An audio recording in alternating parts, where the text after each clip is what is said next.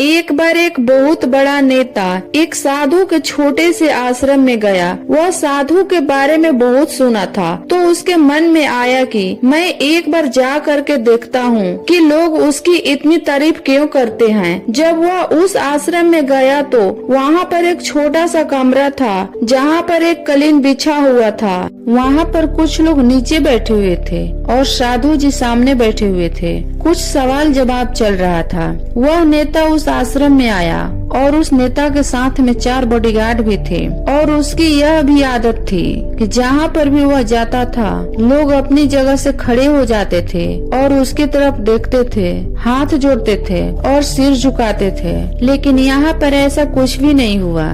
साधु व्यस्त होने के कारण उसकी तरफ देखा तक नहीं। तभी नेता को लगा कि यहाँ मेरी बेइज्जती है और वह इस बात से गुस्सा हो गया। नेता ने थोड़ा गुस्से से साधु के बात को बीच में काटते हुए कहा कि मैं आपसे कुछ कहना चाहता हूँ। साधु ने उसकी तरफ देखा और बोला, आप थोड़ी देर रुकिए, पहले मैं इनके सवाल का जवाब दे दूं, उसके बाद मैं आपसे बात करता हूँ। तब तक आप अगर चाहे तो आप बैठ सकते हैं। बस साधु का इतना सा बात सुनकर नेता का चेहरा गुस्से से लाल हो गया और फिर उसने अपना सारा गुस्सा उस साधु पर निकाल दिया। अभी तक वह नेता बहुत तमीज से आप कहकर बात कर रहा था, लेकिन अब वह तुम तड़ाक पर उतर आया था। नेता ने उस साधु को कहा, तुझे पता भी है मैं कौन हूँ और तू किससे बात कर रहा है? साधु ने उसकी तरफ देखा और कहा, मुझे इससे कोई फर्क नहीं पड़ता कि आप कौन हैं, लेकिन आप जो कोई भी है, अगर आप चाहते हैं कि मैं आपके सवाल का जवाब दूं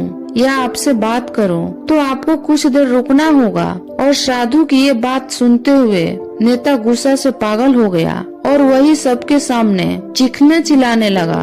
फिर नेता ने बोला, अब मैं तुझे तेरी असली औकात दिखाऊंगा। तूने मुझसे पंगा लेकर के ठीक नहीं किया।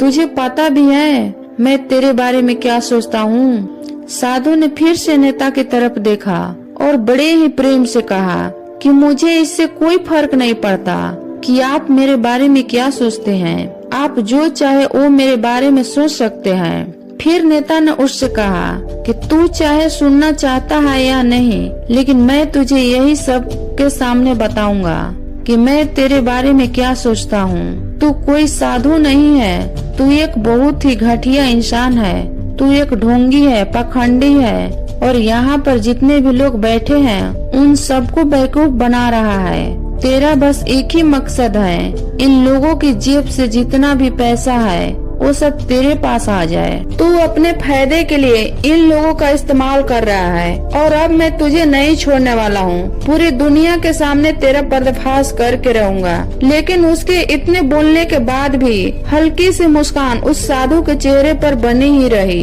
यह देखकर वह और भी तिलमिला गया और उसने कहा, अब बहुत हो गया, अब मैं यहाँ 1 मिनट रुकने वाला नहीं हूँ। अभी भी तेरे पास मौका है। अगर मुझसे माफी मांगनी है या मुझसे कुछ कहना है तो कह सकते हो।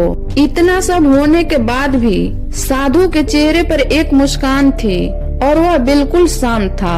और फिर उन्होंने अपनी आंखें बंद करी और फिर साधु ने अपनी आंखें खोली, हाथ जोड़े और कहा कि मुझे आपसे कोई गिला शिकवा नहीं है। आपके लिए मेरे मन में कोई भी गलत ख्याल नहीं है। जो भी मेरे बारे में आपने कहा वह आपकी अपनी सोच थी, तो मुझे आप में कोई भी बुराई नजर नहीं आती है। मुझे आप बहुत ही भले इंसान लग रहे हैं। और साधु की इतना कहते ही नेताजी का दिमाग 7वें आसमान पर पहुंच गया।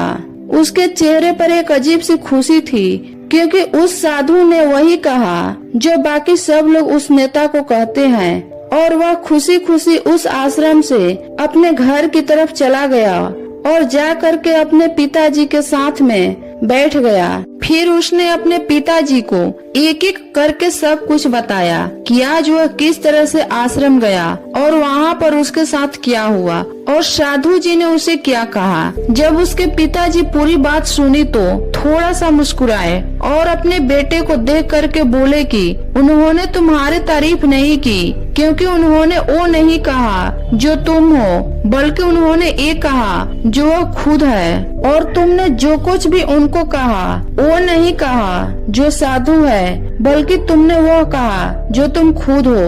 दोस्तों, कहानी के अंत में मैं यही कहना चाहूंगी कि ये दुनिया तुम्हें वैसे नहीं दिखती जैसी ये दुनिया है, बल्कि वैसी दिखती है जैसे तुम खुद हो। अगर तुम अपने दुनिया को बदलना चाहते हो तो उसका सिर्फ एक तरीका है, अपनी नजर को बदलो।